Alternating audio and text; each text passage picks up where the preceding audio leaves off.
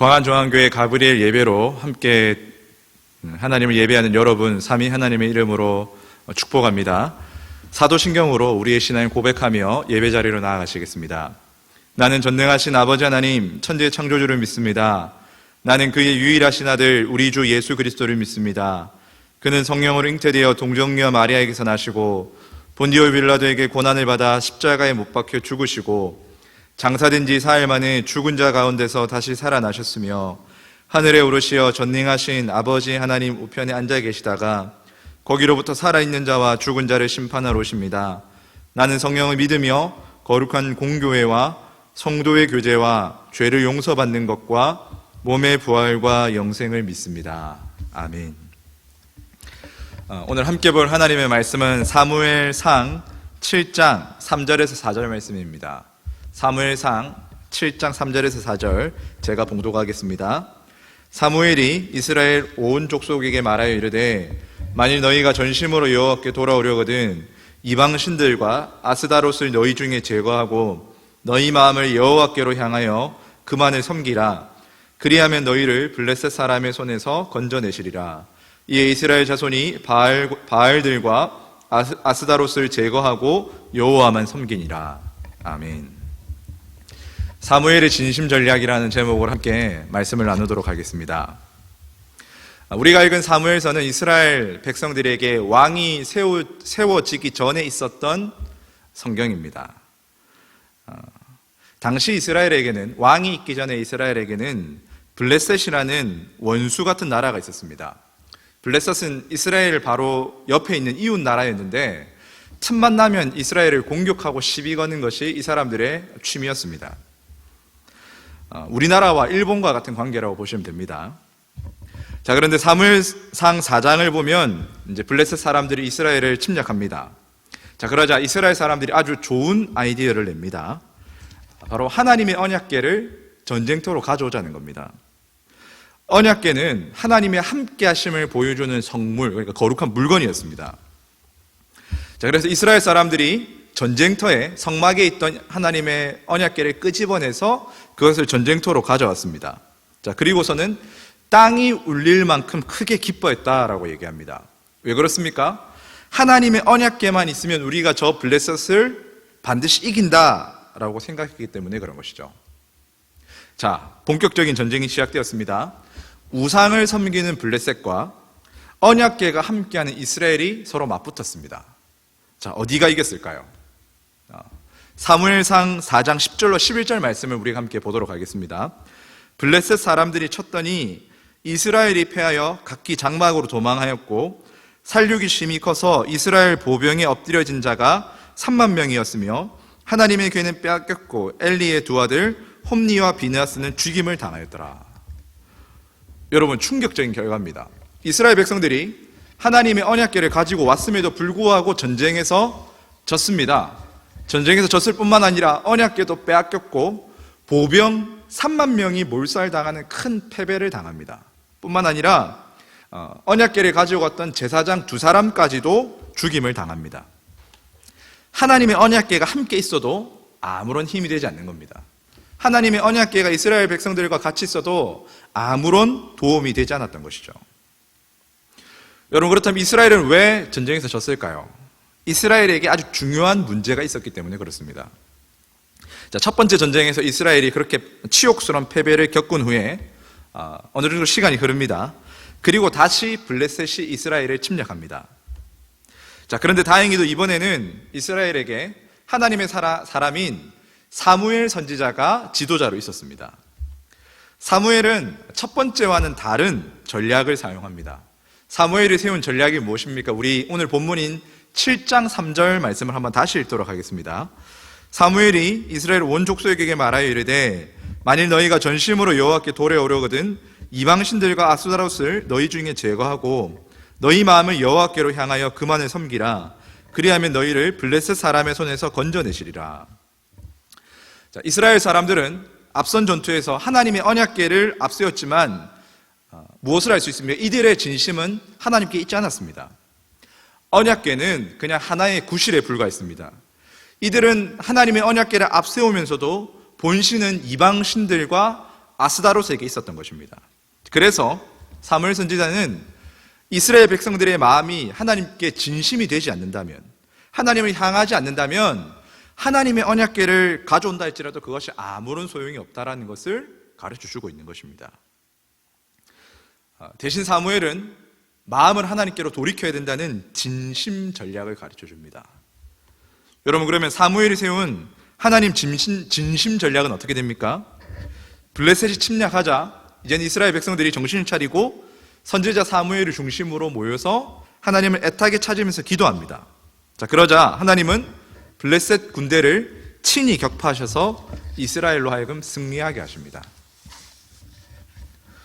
여러분, 오늘 말씀이 우리에게 주는 교훈이 무엇입니까? 하나님은 우리의 중심을 보신다는 겁니다. 우리가 아무리 화려한 예배, 대단한 헌신을 한다고 하여도 하나님은 우리의 진심이 어디를 향하고 계신지를 아시는 분이십니다.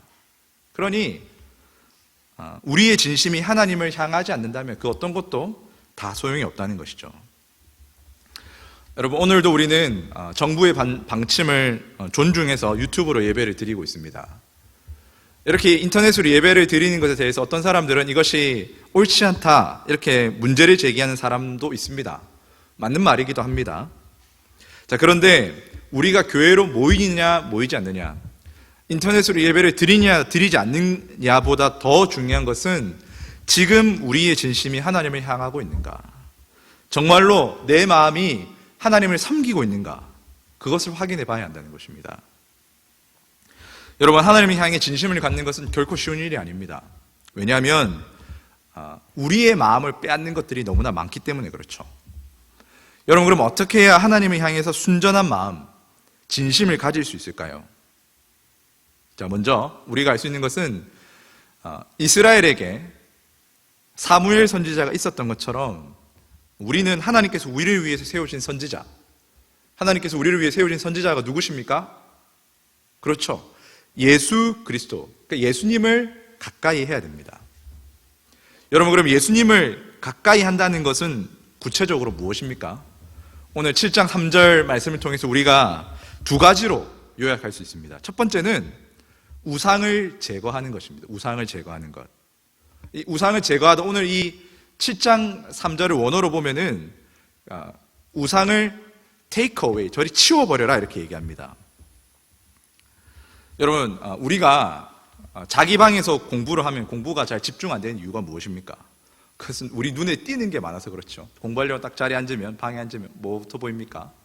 갑자기 읽다만 책이 눈에 들어오고, 갑자기 막 이렇게 책상이 너무 너저분해 보이고, 막 이런저런 막 눈에 들어오는 게 많습니다. 그래서 집중이 안 되죠. 여러분, 하나님을 섬기는 것도 마찬가지입니다. 우리가 하나님을 섬긴다면 하나님과 나와의 관계에 있어서 방해되는 것들을 치워야 됩니다.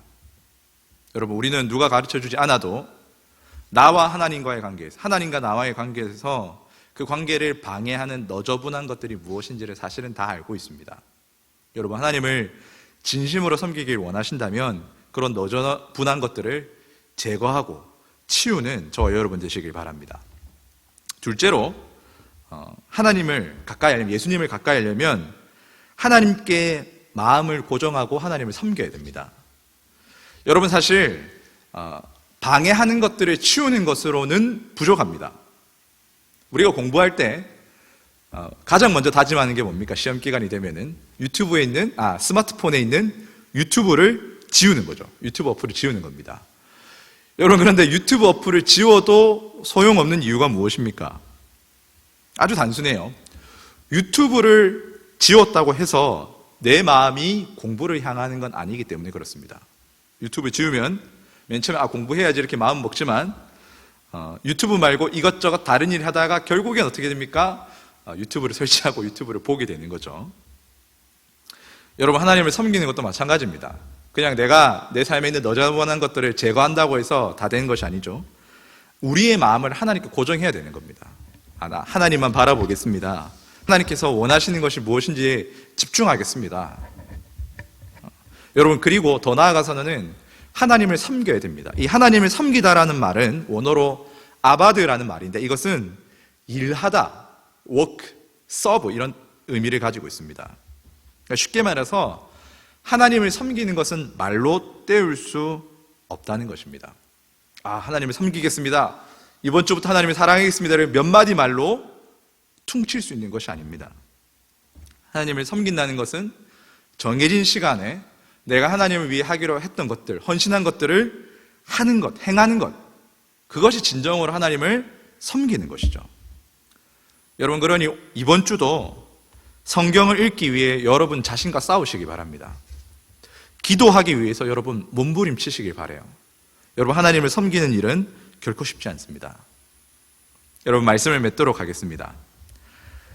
다른 사람은 몰라도 나 자신과 그리고 하나님은 우리의 중심을 아십니다. 여러분, 그 점에서 하나님 앞에 서 있는 우리는, 저를 포함해서 사실 다 가식덩어리입니다. 우리가 얼마나 입으로는 하나님을 사랑한다, 섬긴다라고 말하면서 아무도 보지 않는 그 시간은 우리가 하나님을 얼마나 섬기고 있지 않습니까? 여러분, 그렇지만 비록 우리의 마음이 가식이라 할지라도 언젠가는 그 마음이 진심이 되기까지 부지런히 우리 마음의 우상을 치우고 우리 마음을 하나님께 고정하는 우리가 되기를 바랍니다. 그래서 진심으로 하나님께 나아가는 저와 여러분 되시기를 주님의 이름으로 축복합니다. 이제 한 주가 또 시작됩니다. 개학이 2주나 연기돼서 여러분 참 이도 저도 아닌 시간이 그냥 흘러가고 있는 것 같아서 참 안타깝습니다. 여러분, 그렇지만 삶에서 게으름을 극복하고 또 하나님과의 관계에 있어서도 치워야 될 것들을 치우고 다시 하나님을 바라보는, 시간에 지지 말고 상황에 지지 말고 하나님 백성을 우뚝 세워주시는 저와 여러분 되시길 주님 이름으로 축복합니다. 기도하겠습니다. 사랑과 은혜가 많으신 하나님,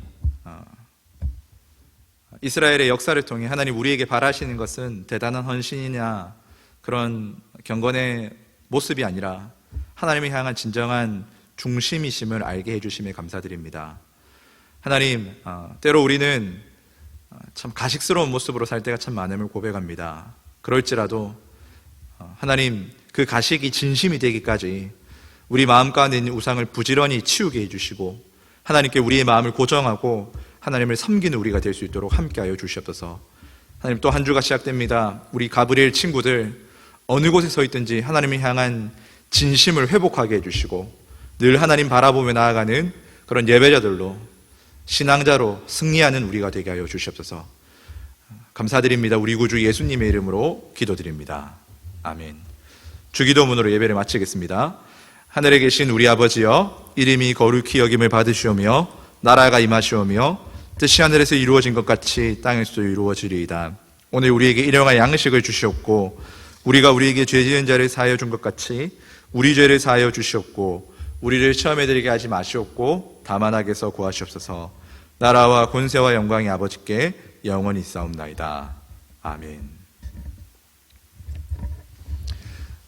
이번 한 주도 하나님 말씀으로 승리하시는 저와 여러분 되시길 바랍니다. 광고는 유튜브 이 설명란에 적어 놓겠습니다. 광고 내용 꼭 참고해 주시기 바랍니다. 한 주도 잘 지내시고 다음 주에도 이렇게 영상 예배로 찾아뵙도록 하겠습니다.